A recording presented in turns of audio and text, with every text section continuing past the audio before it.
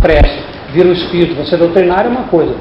Agora, você admitir que o movimento espírita, por exemplo, está sendo infiltrado por obsessores, por pessoas, espíritos desarmonizados, que estão interessados em separar, em parar o espiritismo, porque é uma doutrina que incomoda, que mexe com a gente, que exige de nós. Um espírito me disse uma vez, a gente pode contemporizar com certos tipos de conhecimento, o Evangelho não contemporiza com ninguém. Ou você é ou não é, você faz ou não faz, e assume as responsabilidades consequentes. Um dia eu achei no Emmanuel uma observação que me tranquilizou quanto às obsessões coletivas. Eu copiei aqui para a gente ler. Está no livro Caminho, Verdade e Vida, eu já vi até ele por aí. É a mensagem número 144. Diz assim: não somente o corpo da criatura humana padece obsessão de espíritos perversos. Os agrupamentos humanos e instituições dos homens sofrem muito mais. Está entendendo? Sofrem muito mais. E quando Jesus se aproxima, através do Evangelho, pessoas e organizações indagam com pressa: o que temos com Cristo? O que temos a ver com a vida espiritual? Então, recomenda ele, é preciso permanecer vigilante à frente de tais sutilezas, porquanto o adversário vai penetrando também os círculos do espiritismo evangélico, vestido nas túnicas brilhantes da falsa ciência. Então a gente fica pensando, meu Deus, mas uma estrutura séria, como um centro organizado, uma federação estadual ou a Federação Espírita Brasileira, estariam sujeitos a esse tipo de envolvimento? Estão sim, por que não? Elas não são instituições despersonalizadas, são constituídas de pessoas com compromissos anteriores, com ligações ainda com espíritos que nós ajudamos a desarmonizar, que se voltam para nós, que ainda veem em nós não aquilo que a gente está tentando ser, mas aquilo que foi no passado. Então o que acontece? Exatamente nessas casas mais responsáveis, seja grupos, centros, federações, uniões, estes são os grupos mais visados, porque atacando a cabeça é fácil atingir os centros vitais. E a gente pensa que isto é uma coisa muito fantástica. Mas se a gente voltasse alguns séculos, examinar o que se passou com o cristianismo primitivo, nós vamos encontrar as mesmas tarefas, o mesmo tipo de infiltração. Vai chegar aí em novembro, talvez, no meu novo livro sobre o cristianismo. Então eu levantei alguns aspectos. Por exemplo, nós sabemos que no cristianismo primitivo era todo mediúnico. Depois que o Cristo partiu, especialmente. Nós vemos pelos Atos dos Apóstolos, a Epístola de Paulo, nós falamos ontem aqui, contém um livro dos médiuns em embrião. O Atos dos Apóstolos é um livro cheio de fenômenos mediúnicos. Então, o que acontecia? Existia um movimento dentro do cristianismo chamado pneumatismo. Pneuma é a palavra grega para espírito. Então, pneumatismo o que é? Espiritismo. Eles sabiam da reencarnação, da sobrevivência dos espíritos, da comunicabilidade, do conceito de responsabilidade pessoal perante as nossas faltas. Vocês se lembram como é que começou a missão de Paulo e Barnabé? Foi numa sessão mediúnica. O Espírito disse: Barnabé e Paulo saiam a pregar o cristianismo. Como que se desmontou essa estrutura mediúnica da igreja primitiva? Pela infiltração. a gente já começa a perceber nas primeiras epístolas, nas epístolas de Paulo, João e Pedro, as recomendações para que tivessem cuidado com os espíritos, para saber se eram de Deus, está dito lá. Não bastava dizer, eu sou de Deus, eu prego a mensagem do Cristo. Eles se infiltravam, começavam com alguns conceitos aceitáveis, passavam para conceitos menos aceitáveis, daqui a pouco o grupo estava todo tomado, todo infiltrado, todo invadido. Eles tomavam conta daquilo e assim a nossa igreja começou a produzir uma teologia que não conferia com o que o Cristo ensinou, a proclamar dogmas, rituais, preceitos, sacramentos. Nada disso, o cristianismo não é nada disso. Começou esta tarefa através da infiltração mediúnica, espiritual, nos grupos cristãos primitivos. Passados esses séculos todos, o Espiritismo resolve, e muitas vezes já foi retomada essa tarefa de reconstruir o cristianismo. Francisco foi um deles. Mas, na grandeza da sua humildade, quando o Cristo disse a ele que ele veio para reconstruir a igreja, ele começou a carregar umas pedrinhas, porque pensou que era para reconstituir aquela capelinha que tinha lá na Itália. Deixou uma obra gigantesca em termos de espiritualidade. Uns poucos séculos depois, estavam, inclusive, os franciscanos envolvidos com Inquisição, com teologias abstrusas. Enfim, perdeu-se o esforço do Francisco. Veio a Reforma, veio agora o Espiritismo. Então, mais uma vez, está sendo recomeçada a tarefa, que já podia estar com 2000 anos de vida, nós tivéssemos um cristianismo mediúnico, espiritual, reencarnacionista, há 2000 anos, onde estaríamos hoje em termos evolutivos, não apenas pessoalmente, mas socialmente, em termos de educação, de comportamento, de sociedade, de família. No entanto, perdeu-se um tempo precioso. Por quê? Porque naquelas vidas passadas nos deixamos infiltrar, ou quem sabe fomos nós próprios os infiltradores. Então a história está se repetindo. Ou tomamos conta disso direitinho, que é de nossa responsabilidade. O Kardec disse que o Espiritismo seria aquilo que os dele fizessem os outros. Então vamos ter que responder mais na frente pela irresponsabilidade de deixar contaminar-se o nosso ambiente espiritual por infiltrações. Então há sim uma obsessão, digamos, coletiva. Então, este movimento que se deteriorou dentro do cristianismo, a gente nota perfeitamente ao estudar as epístolas de Paulo. Existe uma passagem no Paulo Estevão, que está também no meu livro As Marcas do Cristo, em que a conversa entre Paulo e Barnabé surge esse tema. Então ficou dito que eles tinham muita atenção com aquilo que se fazia naquela época, porque tinham a intuição de que esta documentação que Paulo deixou nas epístolas seria muito estudada no futuro. Na verdade, os textos de Paulo são anteriores aos textos evangélicos, ou seja, quando Paulo escreveu as epístolas, não havia ainda evangelho de Marcos, João, Lucas, etc. Não é? E por uma curiosa disposição do tempo, preservou-se muito mais a autenticidade dos textos da epístola de Paulo, infelizmente, ou não sei se pode dizer infelizmente, do que textos evangélicos que são tidos como dos autores que constam lá, Evangelho de Marcos, Evangelho de Lucas. Tudo isso foi reescrito, conservou-se a mensagem do Cristo. Isso não conseguiram demolir. Mas quanta coisa inútil, quanta coisa desnecessária, prejudicial se introduziu aí, não?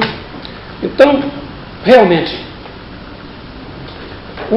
um cristianismo espírita no sentido mediúnico, no sentido de intercâmbio com o mundo espiritual, teria feito um progresso fantástico em 2000 anos. E nós, muitos de nós responsáveis por isso, deixamos passar essa oportunidade, por causa da infiltração espiritual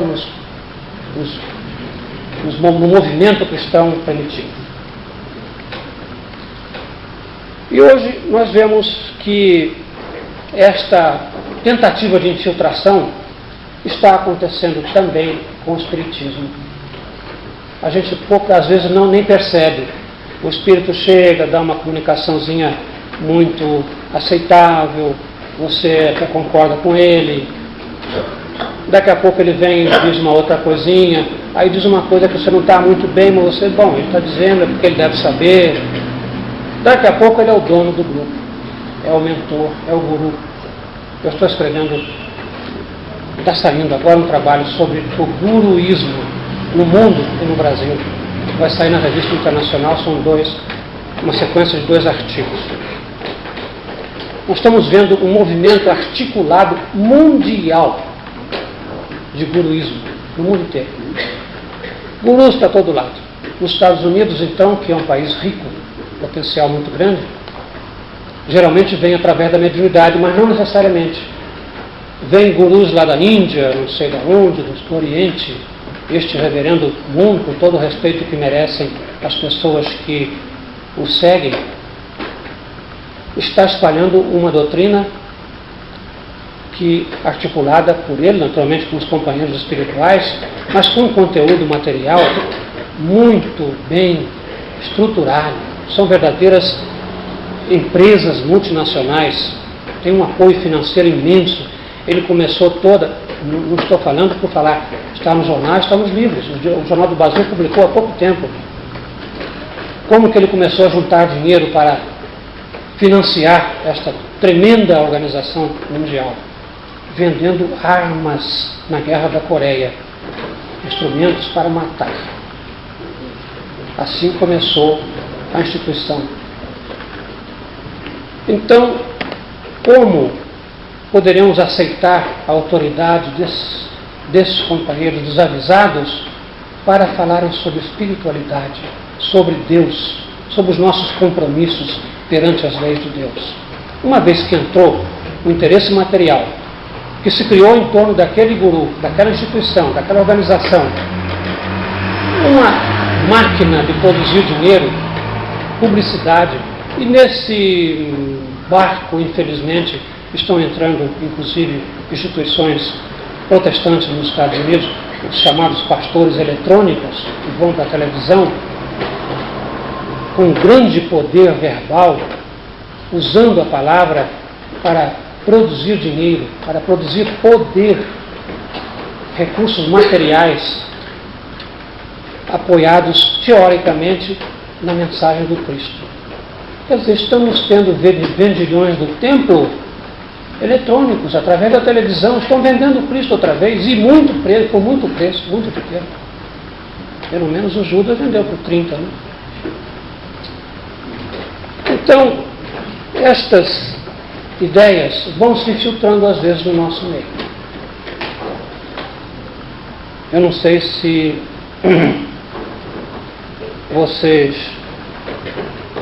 têm tido oportunidade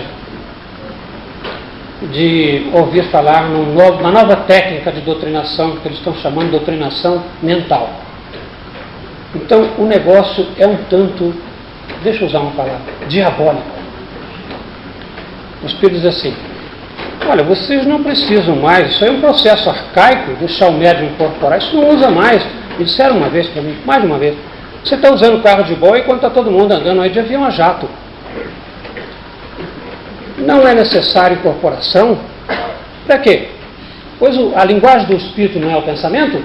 Aliás, está lá na codificação, é o pensamento. Então, basta você pensar. Concentram-se todos em torno da mesa e pensa na doutrina, meu querido irmão, não faça isso e tal. Ou seja, é isso que eles querem. Nós sabemos, então, através da experiência mediúnica, que O processo da incorporação introduz o componente humano na mediunidade, o calor humano, o fluido vital do médium. O espírito incorporado no médium, ele se coloca um tanto muito mais para o contexto humano do que para o contexto espiritual. Eu me lembro, um querido companheiro espiritual, vou dizer o nome, Dr. Carlos Embaçaí, né, que eu conheci já nos últimos anos da vida, né, dele, vida na carne, e tinha um grande carinho por mim, a gente se escrevia, se correspondia. E um dia, depois que ele desencarnou, pouco tempo depois, ele compareceu lá no nosso grupo e disse para mim assim: "Você é o Miranda, né?" Eu me chamava de Miranda. "É, sou eu." Ele disse que a própria visão dele lá no mundo espiritual era um tanto diferente da que ele tinha de mim na carne. Uma coisa interessante. E ele disse assim: "Você sabe que mesmo a gente que vem depois de uma longa prática espiritual, e ele era um mestre, né? Escreveu livros maravilhosos, a gente mesmo assim tem surpresas."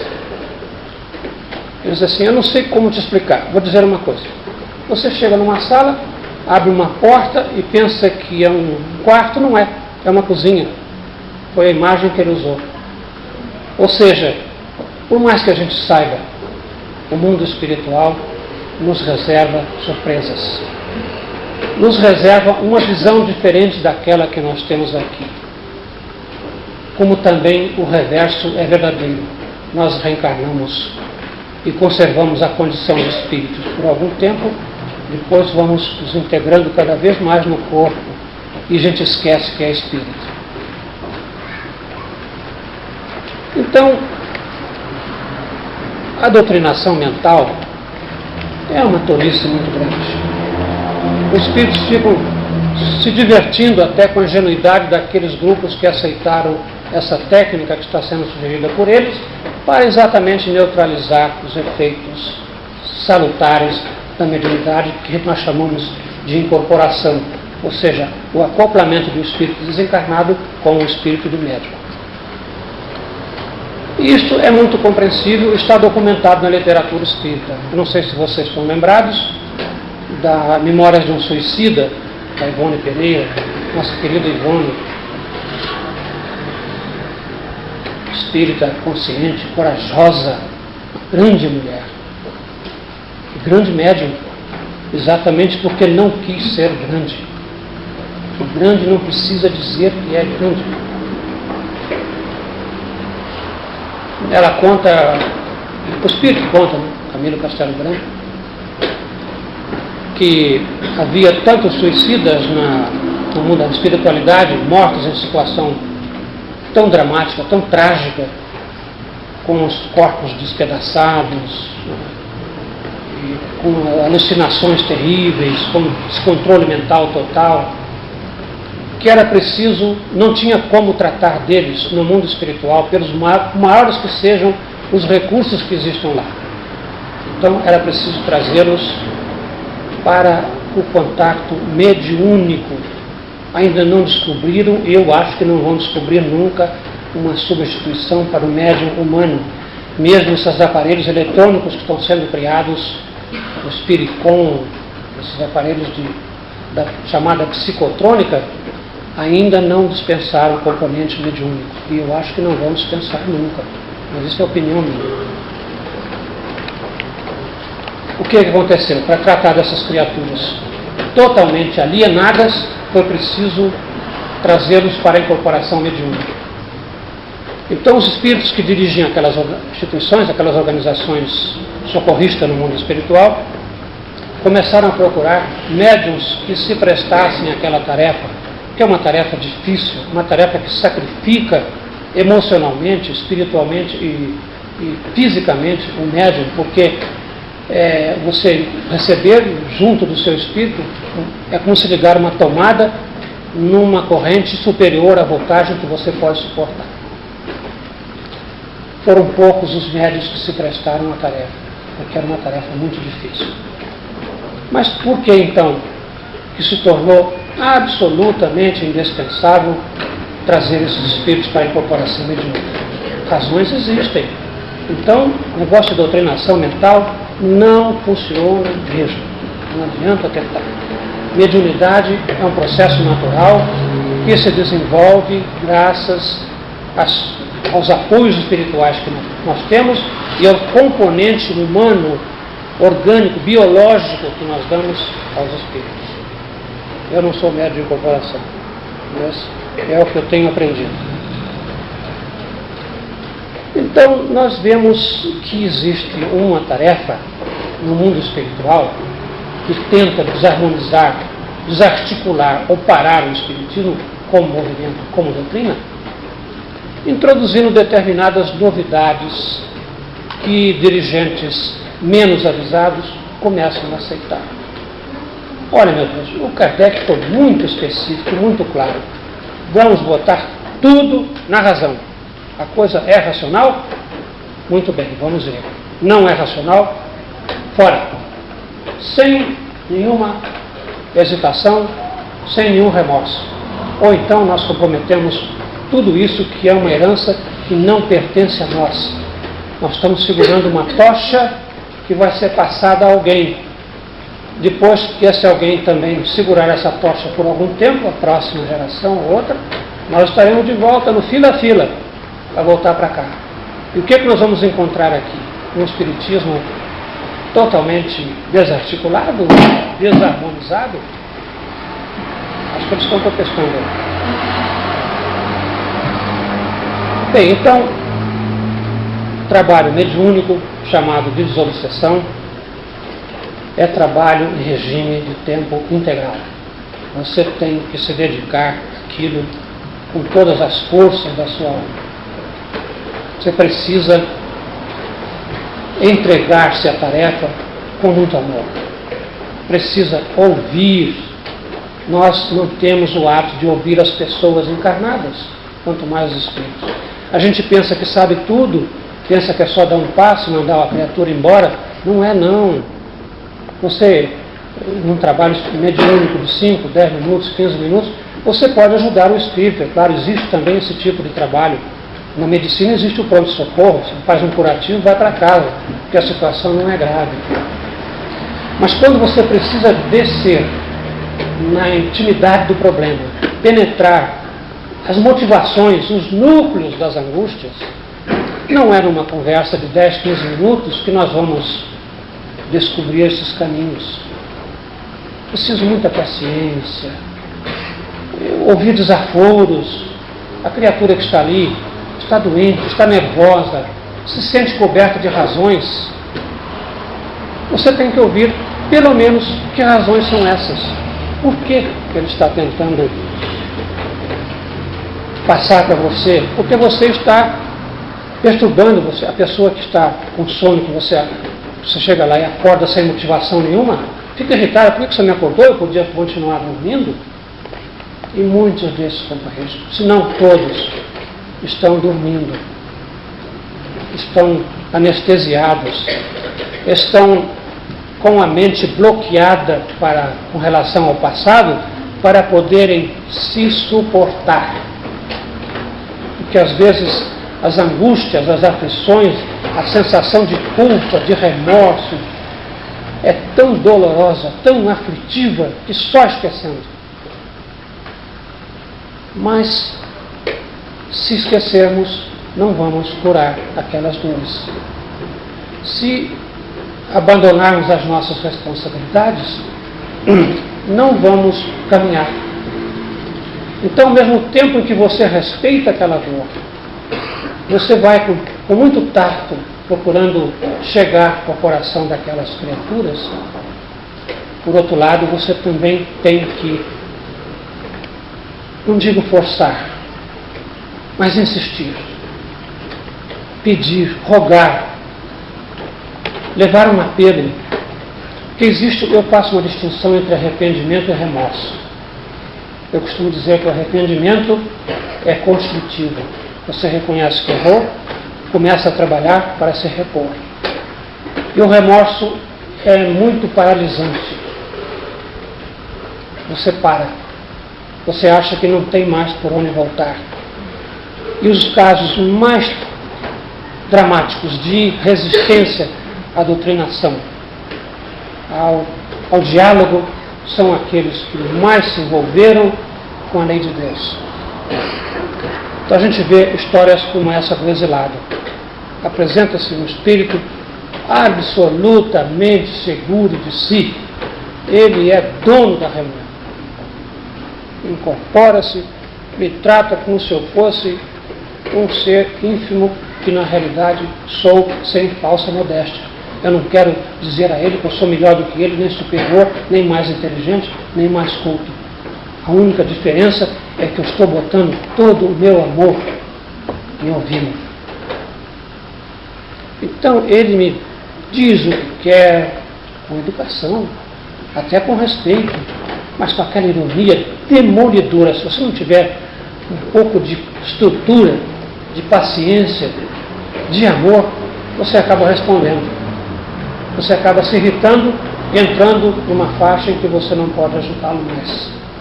Porque aí ele sai de lá, está vendo? Ele também é um violento, ele também é um irresponsável. Como que ele vai se confiar a mim? Então a gente ouve pacientemente, começa a colocar uma questãozinha aqui, outra ali, deixa eu falar. Lá pelas tantas, ele próprio me pediu, você quer então fazer comigo uma regressão? Porque eu sei que eu tenho um problema. Meu Deus, aquela sessão foi uma coisa que eu botei até no título do livro, porque era um espírito interessantíssimo, uma criatura humana com uma vivência maravilhosa. E como acontece às vezes, muitos deles me perguntam, meu Deus, por que você não veio antes? Porque eu sou um ser excepcional? Não, porque eu levei a ele uma mensagem de esperança, dizer a ele, não, você não deve ir por aí, porque por aí você vai se afastar cada vez mais. Em vez de resolver os seus compromissos, você está assumindo novos compromissos. Vai ficar maior a distância daqueles que te amam. Ah, mas depois que eu resolver isso, eu vou procurá-los. Não vai, meu querido. Eles estão toda hora na sua presença, você que não os vê. A gente... Histórias que eu nem escrevi, porque são muitas, são centenas, acho que são milhares, sei lá. Há pouco tempo era o espírito de uma mulher. Também, ela fazia, até no mundo espiritual, tinha um laboratório de pesquisa, ela era uma cientista. Uma brilhante inteligência, brilhante. Nunca vi coisa tão bonita, tão competente, tão sensível, mas era uma dor muito grande. Então, nos tornamos amigos fraternos. E eu disse para ela um dia, você esteja segura de uma coisa, minha querida, eu não vou desistir de você. Eu vou batalhar com você até conseguir você me ouvir. Mas ela é muito inteligente. Então, o problema era o seguinte, ela tem um companheiro, aquele ser especial que todos nós temos, que às vezes chama de alma gêmea. A teoria da alma gêmea, eu tenho minhas dúvidas sobre ela, embora tenha um endosso do Emmanuel, né? Pelo menos almas irmãs. E este ser se distanciou de tal maneira que ela não tem como alcançá-lo nem no plano espiritual. Seria uma distância muito grande em termos evolutivos. Então ela construiu uma fantasia. Ela disse que estava construindo uma nave espacial para que pudesse voar para ele. Eu disse, você nunca vai conseguir. Você vai se enrolar cada vez. Inclusive estava junto de um grupo que cuidava de ciência para implantar certas ideias no meio espírita tidas por científicas. Então é isso que eu disse ontem da ciência. Respeito, atenção, mas senso crítico, análise crítica de tudo que a ciência nos disser. Porque em termos fundamentais da vida, existência do espírito, sobrevivência, reencarnação, imortalidade, nós, ou seja, a doutrina espírita, tem mais a dizer a ciência do que a ciência a nos dizer. A ciência tem a nos ensinar conceitos outros, que são naturais, importantes à interpretação da vida, porque o que é a filosofia, senão a inserção do ser humano no mundo em que ele vive? Filosofia é o estudo do mundo e do ser humano. No fundo, é o estudo só do ser humano. Porque o mundo existe em função de nós. O mundo é a criação divina como nós somos. É um pensamento de Deus como nós somos. Então, esta pessoa, depois de muitas batalhas verbais, né, ela, como se diz, entregou os pontos. Né? Vencida, por quê? Pela inteligência? Pelos meus argumentos? Não. Pelo amor. O grande segredo. O amor.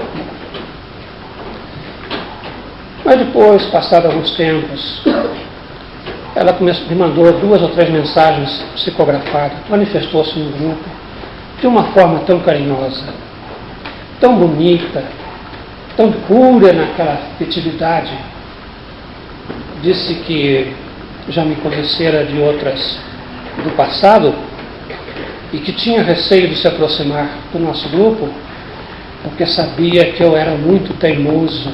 Ela tinha receio de ceder. Mas depois que cedeu, descobriu um novo mundo, né?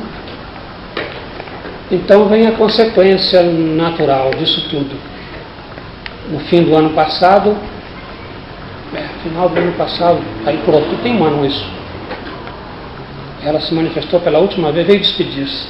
Ela, o exilado, ele até não identifiquei a princípio, porque eles assim, achei bonita aquele desenho que vocês botaram de mim na capa, com chapéu. Mas são amigos tão queridos. Como a gente interpreta estas pessoas espirituais?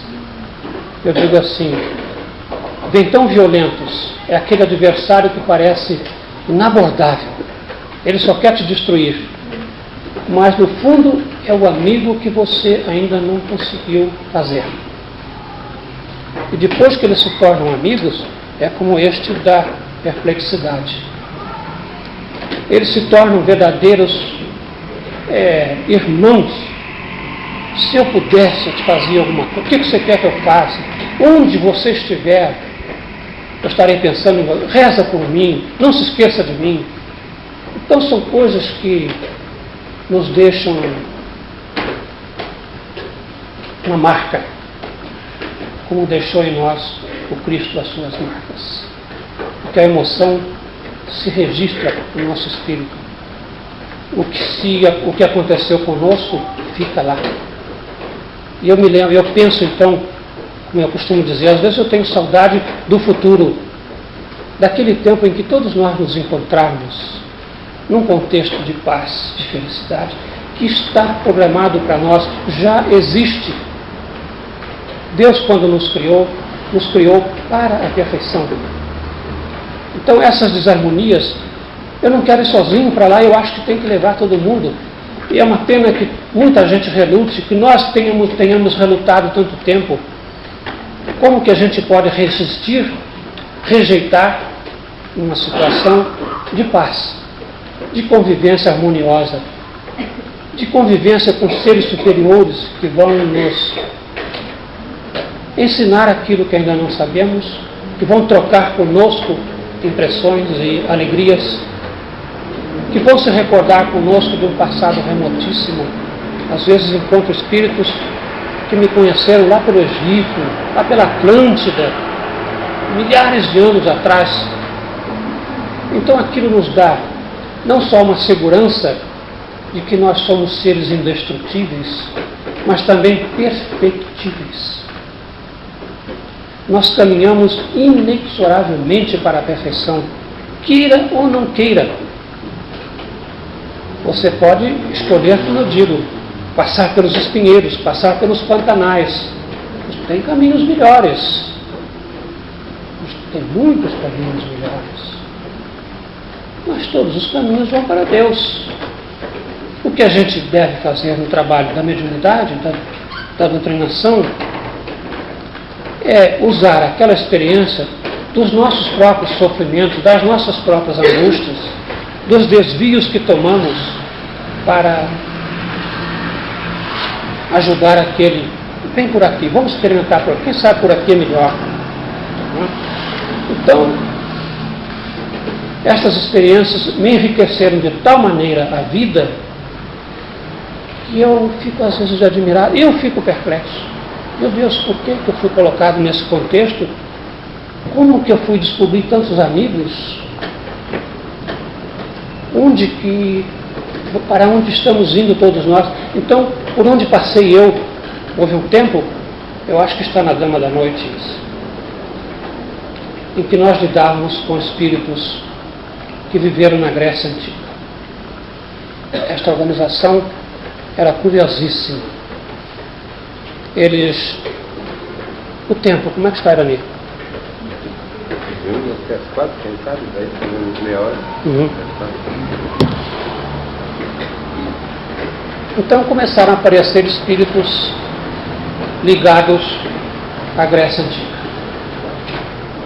E eles me evitavam muito. Andavam outros espíritos, outras pessoas, conversavam, fizeram algumas pressões. No fim a história foi se desdobrando. Olha, vou contar a vocês, eu nunca passei tantas emoções na minha vida inteira como com estes companheiros. Não eram pessoas más, eram seres inteligentes, de uma cultura enorme, de uma sabedoria muito grande. Então, cada um deles era uma experiência, era um depoimento. Eles disseram que, como eles ficaram muito ligados emocionalmente e intelectualmente à Grécia Antiga, e eu estive lá em Atenas e aquilo me sacudiu até as raízes, eles traziam aquele depoimento cultural elevado. Eles mantinham uma espécie de uma universidade no mundo espiritual para dar aulas de filosofia, de arte, de sabedoria mesmo. Mas pensaram que podiam fazer isto sem o componente do cristianismo. Por que o cristianismo? Não é o cristianismo em si, a visão do Cristo. Então um deles disse que era escultor e disse que um dia resolveu fazer uma estátua do Cristo. Diz que ficou uma beleza, mas não tinha alma. Era como se fosse um deus grego, a perfeição da forma, gestos, a beleza, mas não dizia nada. Esses gregos trouxeram um depoimentos emocionantes. Tem uma historinha que diz assim: a mente não cura. Eles tinham desenvolvido o poder mental a um ponto que tinham reuniões, né? Eles se reuniam para trocar experiências, para estudar, para debater assuntos, para progredir mentalmente, exercer o poder mental. Então diz ele que haviam atingido um nível mental muito grande, uma força mental muito grande. E quando eles começaram a ser tratados pelo nosso grupo, um deles foi convidado a ir ao mundo espiritual. E ele chegou lá, foi levado a um dos nossos grandes amigos, Sócrates. Ele disse assim: aproximei-me daquele ser que mesmo em vida eu lhe beijava as mãos. E aquela criatura estava fazendo um trabalho humilde, dando banho numa criança no mundo espiritual. Ele disse: mas isso não é trabalho para você, para o senhor. Mas qual é o trabalho do espírito? Acho que até era um simbolismo daquele banho. Ele estava transmitindo uma parcela de amor àquela criança. Então, nesse momento, diz ele, que disse a ele que havia chegado recentemente da Terra, um companheiro desencarnado que pertencera àquele grupo que eles vinham eventualmente para a Terra e quando voltavam para a mesma instituição no mundo espiritual. Eles tinham aquela instituição séculos. Sócrates viveu no século IV, V a.C., portanto tem 2.400 anos. Então, o Espírito chamou e diz a ele: este companheiro está precisando de uma ajuda, cure com a sua força mental. Então ele concentrou-se, né? E percebeu que a força mental estava, em vez de ajudando, prejudicando aquela criatura recém-desencarnada. Aí disse Sócrates para ele: cura com o teu amor, não com a tua mente. E ele disse assim: a mente não cura. Eu descobri que a mente não cura.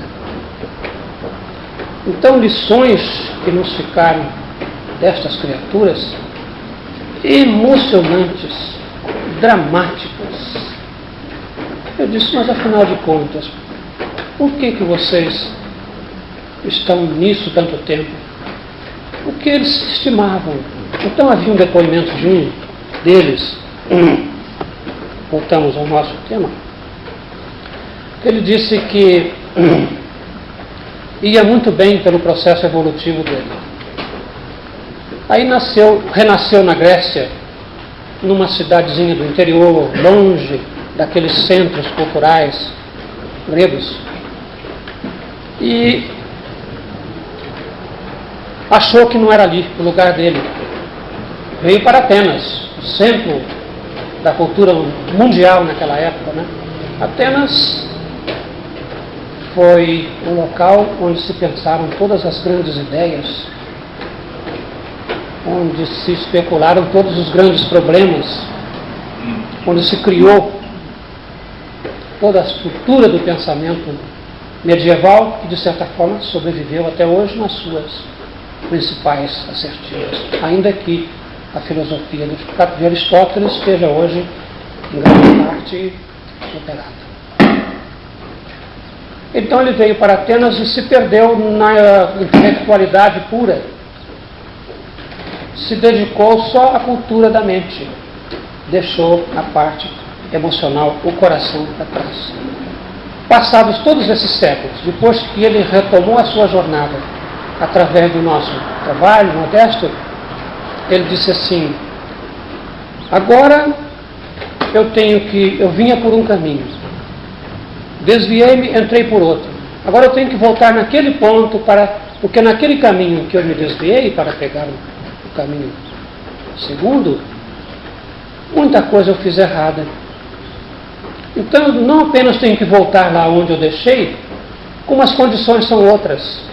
Já não estão mais naquele contexto, as pessoas a quem eu prejudiquei não estão mais lá, as tarefas que eu precisaria ter executado. Perdeu-se um tempo enorme. É claro que o que ele aprendeu, a conquista ficou, porque o nosso espírito não esquece uma lágrima, um sorriso, fica tudo gravado. Quando se faz uma regressão de memória, se vê isto. Então, estes espíritos trouxeram um depoimento tão fantástico. Eles disseram assim: mas como que eu perguntei, como que vocês ficaram 23, 24, 25 séculos só cuidando disso? Ele disse assim: era preciso que se criassem as condições, o contexto necessário.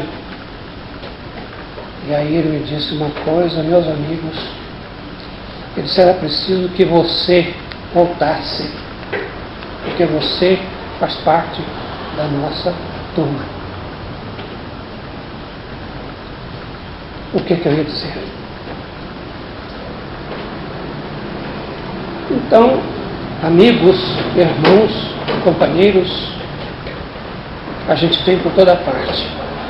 E eu sou uma criatura felicíssima. O que hoje tenho de companheiros nessas histórias, no mundo espiritual, é uma coisa impressionante. Porque qual é o segredo? Nenhum. Conversar com eles, abrir o coração. Entra, que a casa é sua. Não precisa saber doutrinar, isso é bobagem.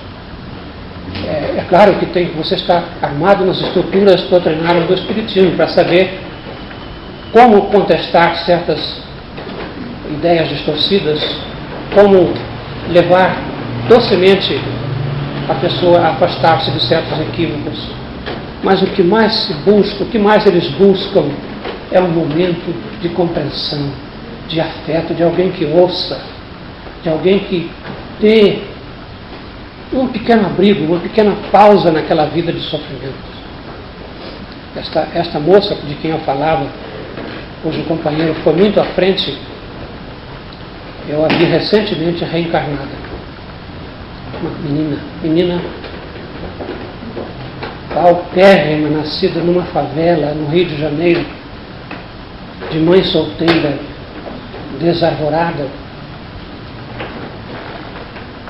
E razões que a gente não entende muito bem, eu tive acesso a ela.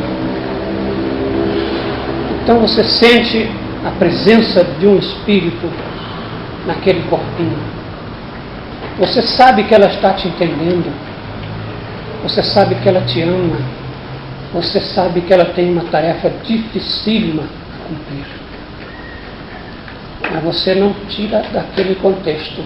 Você ajuda onde ela está. É ali o trabalho dela. Dê-lhe amor naquilo que for possível. Demos o apoio material nos seus primeiros contatos com o mundo. Se eu pudesse, eu pegava ela.